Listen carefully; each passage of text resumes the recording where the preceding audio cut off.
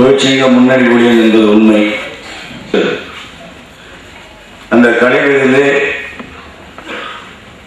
பல்வேறு முயற்சிகளிலே இறங்கி செயல்பட்டுக் கொண்டிருக்கக்கூடிய ஒரு நபர் என்பதை உங்கள் முன்னால் நான் சொல்ல கடமைப்பட்டிருக்கின்றேன். ரூட்ஸ் சமூகத்திலே நிலவக்கூடிய அவலங்களை, அதனுடைய ஆணிவேர்களை அடையாளப்படுத்தி அதை களைவதற்கான அடிப்படையான வேலைகளை செய்கின்ற தோழர் பாரதி கிருஷ்ணகுமார் அவர்களை கூறுகிறேன். கும்பகோணம் நிகழ்ச்சி, கொடுமையான நிகழ்ச்சியை குறும்படமாக இங்கு படைத்திருக்கின்றார். மிகப்பெரிய விஷயம்.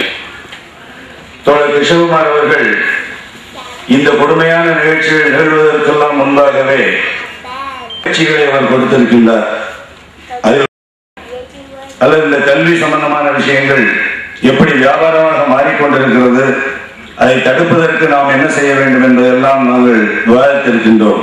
இந்திய வங்கி ஊழியர் சம்மேளனத்தினுடைய வழிகாட்டுதலால் நாங்கள் பட்டுக்கோட்டோம்.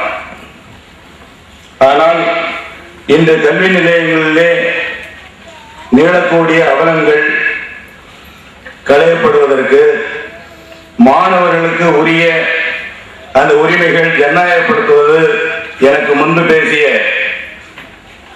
பெரியவர்கள் குறிப்பிட்டது போன்று அத்தனை நல்ல விஷயங்களையும் நடத்தி காட்டுவதிலே, நடத்துகின்ற முயற்சியிலே நாங்கள் இறங்கி இருக்கின்றோம். அங்கே குழந்தைகள் அடிக்கப்பட மாட்டார்கள், ஏன் என்று மிரட்டப்பட மாட்டார்கள். வீட்டு ஹோம்வொர்க் என்று சொல்லக்கூடிய அந்த பாடங்கள் கொடுக்கப்பட மாட்டாது. கலை இலக்கியங்கள் கற்றுக் கொடுக்கப்படுகிறது. தமிழ் வழி கல்வி, செயல்வழி கல்வி, கலை இலக்கியங்கள் அதிலே திறமை பெறுவது, இது போன்ற அத்தனை பரிச்சார்த்தமான விஷயங்களையும் நாங்கள் செய்து கொண்டிருக்கின்றோம்.